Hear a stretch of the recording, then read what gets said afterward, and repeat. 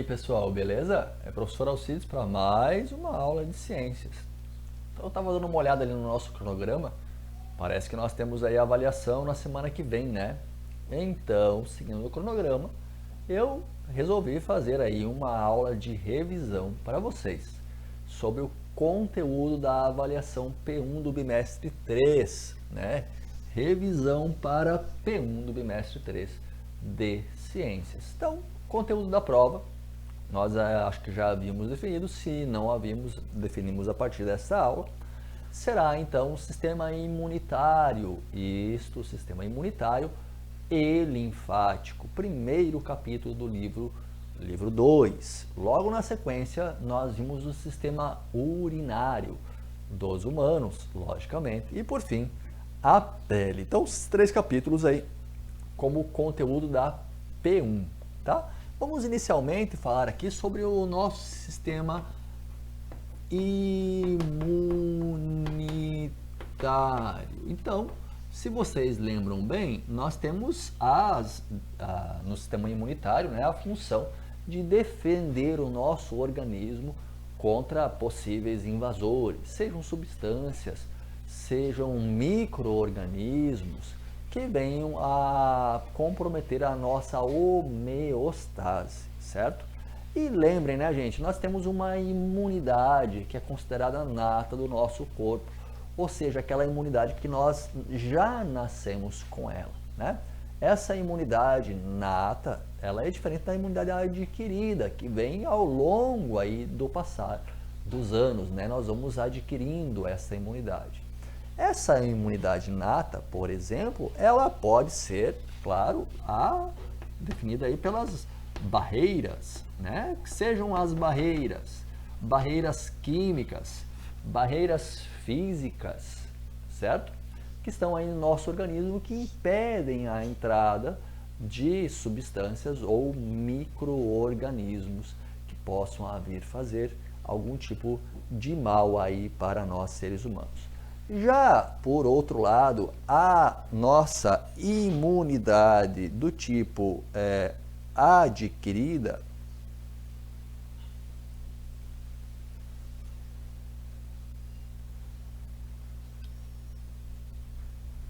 ela pode ser, no caso, né, a adquirida, ela pode ser, então, do tipo ativa e pode ser do tipo passiva. Lembram bem, tá, gente? Tanto a ativa quanto a passiva, elas podem ser também naturais, claro, né? Naturais adquiridas, ativas, naturais adquiridas, passivas, como podem ser artificiais também, quando o homem interfere, né? Nós temos aqui, então, na ativa, quando o próprio organismo ele vai produzir o anticorpo, tá? Então, ele mesmo produz o anticorpo. E na passiva, ele recebe o anticorpo. Ou seja, no caso aqui, na passiva, ele não tem o envolvimento dos linfócitos T, né, que são as células que produzem os anticorpos. E aqui, na imunidade, no caso adquirida, ativa, pode ser natural, no caso, se você tem um vírus entrando no seu organismo, né? E você produz, através da ação dos seus anticorpos, dos linfócitos T, você produz o anticorpo. Então, olha ali, a ativa natural. Ela pode ser artificial se, no caso, você induzir o seu corpo a isso, como a vacina, né? A produção do anticorpo, mas foi induzida de forma artificial pelo homem. Já a passiva recebe o anticorpo. Pode ser um soro, né? Que combate uma substância, já recebe o anticorpo pronto. Ou pode ser o próprio leite materno, aqui no caso, que vai então passar para o bebê o anticorpo, né? Que é tão importante aí para o organismo.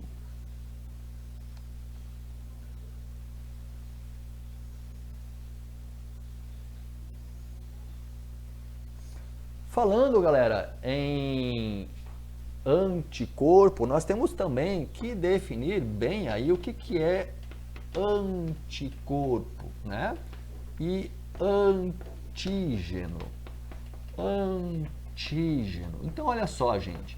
Anticorpo e antígeno estão relacionados ambos àquela célula de defesa do organismo chamada de linfócito T, tá? Toda vez que uma substância estranha entra no corpo, no organismo humano, nós chamamos ela então de antígeno. Então é uma substância, né? Uma substância ou um outro organismo ou um microorganismo, tá? Tá ali, ó. Um microorganismo, certo? Então, toda vez que algo entra aí no nosso corpo, nós temos isto como sendo um antígeno. O anticorpo, então, será então uma informação produzida, uma molécula produzida pelo próprio linfócito T, que é uma célula de defesa do corpo, que produz esse anticorpo para que as outras células de defesa possam então combater o que está entrando no organismo em questão.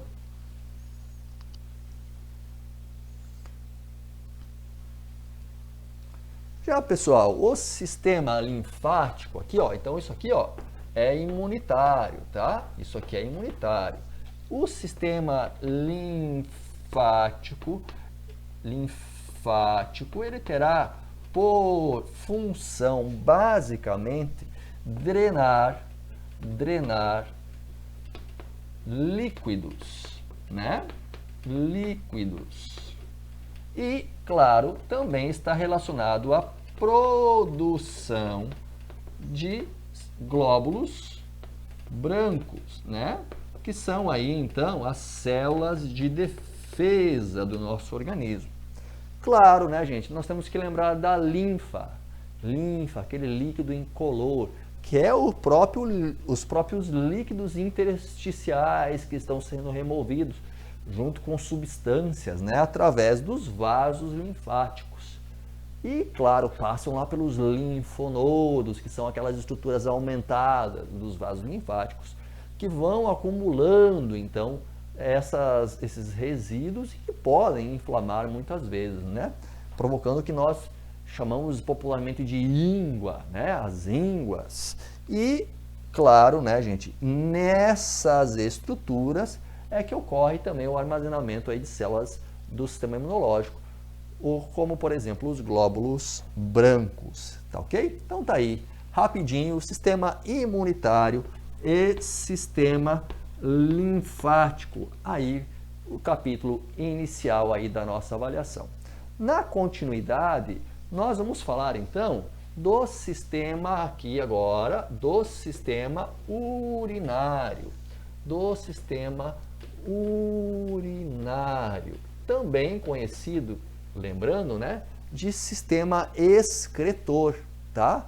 Excretor. Então, o sistema urinário ele vai ser composto dos seguintes órgãos, né? Nós temos lá os rins, nós temos logo na sequência, nós temos os ureteres, logo na sequência nós temos então a bexiga, logo na sequência da bexiga nós temos a uretra. Tá aqui, hein, gente? Rins são os órgãos filtradores, ureteres levam então a urina até a bexiga e depois a bexiga elimina essa urina através da uretra. Pessoal, lembrando que a nossa excreta, ela é a ureia, que é solúvel em água. Ureia solúvel em água, gente, importantíssimo. Aves e répteis não produzem ureia, tá? Somente em mamíferos, ok? E os nossos rins têm como unidades fundamentais, né, os nossos néfrons. Lembrem lá, os néfrons, então, Eles são as unidades filtradoras dos rins. E eles são organizados de acordo com uma estrutura específica, né? Eles têm ali a cápsula renal, ok? Nós temos ali, então, o túbulo contorcido proximal. Nós temos, logo na sequência, nós temos a alça néfrica, né? Tá ali a alça néfrica. Nós temos, então, o túbulo contorcido distal. E nós temos, logo para finalizar aqui, nós temos então o duto coletor. Lembrando que aqui, ó, aqui nós temos então nessa região e nessa região duas partes diferenciadas do rim, né? Aqui nós temos o córtex renal e aqui nós temos a medula renal, né? Então, vejam só, o sangue, ele vem até aqui, ó, formando, então, com os vasos sanguíneos, o que nós chamamos de glomero.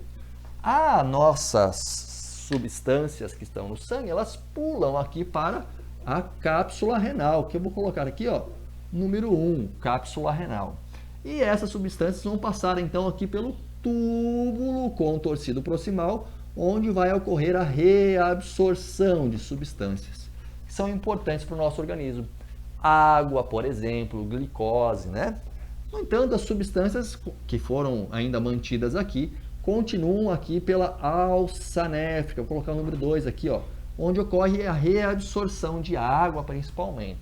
E logo na sequência, nós temos o túbulo contorcido proximal, onde substâncias que estão no sangue, que precisam ser eliminadas, são jogadas, tá? Como, por exemplo, né, a própria ureia, né?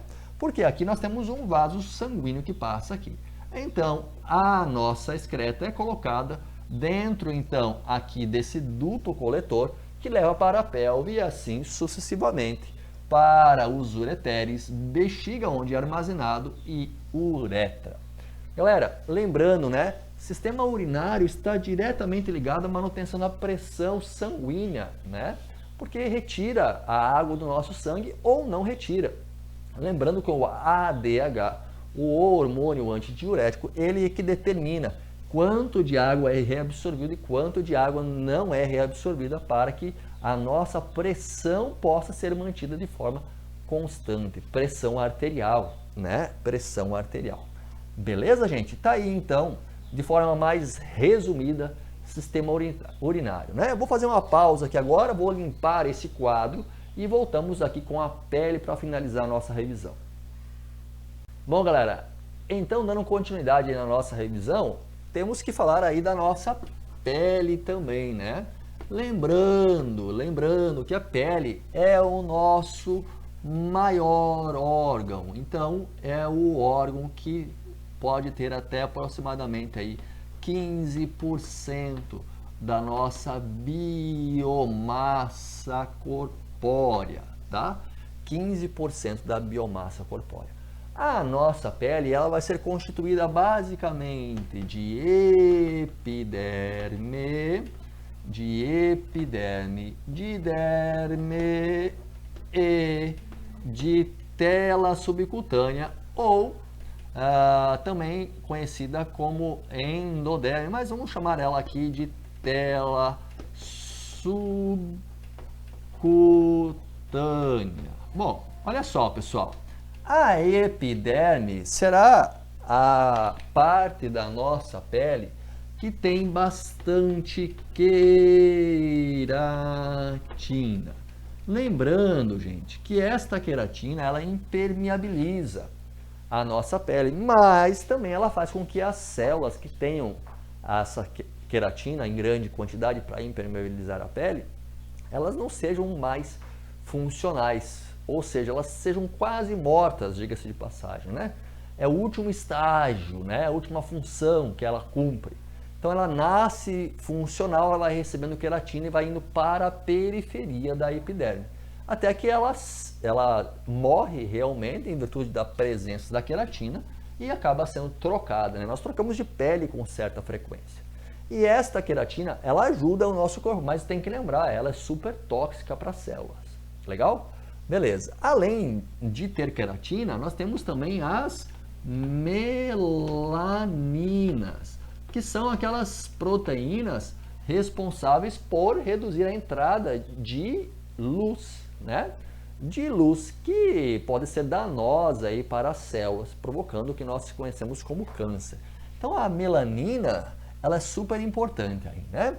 A derme, por sua vez, ela será a parte aqui da nossa pele que é extremamente vascularizada, tem muitos vasos sanguíneos. Por que isto? Bom, para nutrir a pele, né? Ela é extremamente vascularizada. E, claro, é nesse lugar, então, que nós temos as glândulas, como, por exemplo, a glândula sudorípara e a glândula sebácea. E, claro, né, nós temos também o lugar onde nascem os pelos, que é o folículo piloso, onde nascem os pelos. E, claro, os pelos eles acabam transpassando aqui a epiderme, né? A tela subcutânea, por sua vez, é o local onde nós teremos, então, o armazenamento de gordura, tá? Então, a gordura, ela vai estar aqui, ó, tá? Dentro da tela subcutânea, ou chamada também de endoderme. E a função dessa gordura vai ser a manutenção da temperatura, né? Temperatura corpórea. Bom, fazendo essa manutenção de temperatura, nós estamos garantidos do ponto de vista térmico, ou seja, nós somos homeotérmicos, capazes de manter uma temperatura constante, além de sermos endotérmicos graças ao nosso metabolismo, né? A grande quantidade de glicose que é quebrada, porque nós temos grande quantidade de oxigênio no nosso sangue, né? Lembrando das 4 cavidades do coração, né? 2 átrios e 2 ventrículos, onde não temos a mistura do sangue com o oxigênio e CO2. E além disso tudo, também vai reduzir essa tela subcutânea, essa gordura, vai reduzir os impactos, né? Evitando então também os danos que ocorrem com pessoas mais descuidadas, que vivem batendo, né, aqui e acolá, certo? Então a tela subcutânea ajuda muito a proteger, reduzir o impacto para não danificar aí o tecido muscular. Nós temos também os anexos aqui, né? Falando desta pele, não podemos deixar de falar aqui dos anexos. Entre eles, né, nós citamos ali as glândulas sebáceas. Glândula sebácea, que vai servir para quê, gente? Vai servir para manter a pele hidratada, certo? Essa careca brilhosa que não brilha à toa, né? A ausência de cabelo faz com que aquela substância produzida pela glândula sebácea que irá hidratar o cabelo fique aí sobre a careca e brilhe, né? Não fico lustrando a minha careca não todo dia, tá? São realmente as minhas glândulas sebáceas que estão atuando. E também tenho a glândula chamada de glândula sudorípara, que produz o suor, né? Suor que vai ter por função a manutenção da temperatura corpórea, no caso da elevação da temperatura ambiental, né? Então, se esquenta demais o suor eliminado sobre a pele, ele evapora, levando o calor consigo, resfriando o corpo. Então, olha só, hidratar a pele e os anexos e também manter a temperatura corpórea. Mas ambas, sebácea e sudorípara, auxiliam na proteção, o efeito barreira lá que nós vimos no sistema imunológico, né? Então, essa proteção, seja pelo próprio sebo que faz com que micro-organismos morram, ou pelo próprio sal que reside ali sobre a pele depois da evaporação da água, então faz com que os micro-organismos não consigam entrar dentro do nosso corpo, né? Além dos pelos, né, e unhas que estão aí na nossa epiderme. Os pelos e unhas são queratinizados também, tá? Queratinizados também. Os pelos, né, gente, muitas funções. Sensitiva, né? Se você toca no pelo, você pode sentir, certo? Você também pode ter pelos filtrando o ar aqui nas narinas, que é super importante, né? Nós já vimos no sistema respiratório. Os pelos têm uma função também de seleção sexual, né? E indivíduos que têm aí pelos bem brilhosos são mais bonitos, são mais atraentes, diga-se de passagem. As unhas, função de proteger os dedos, né? A ponta dos dedos, quando nós tínhamos aí uma vida mais ativa do ponto de vista rural, digamos assim, nós usávamos muito as pontas dos dedos e machucávamos muito. E graças aí à presença de unhas, nós temos a garantia de que esses dedos continuarão funcionando. Beleza, gente? Então, é uma revisão rápida para a gente relembrar um pouco desse conteúdo da prova, né? Mais uma vez, então nós temos aí como capítulos da prova, sistema imunitário e linfático, nós temos lá o sistema urinário e a própria derme. Valeu? Espero ter ajudado, estou à disposição de vocês aí logo na sequência. Valeu? Até mais!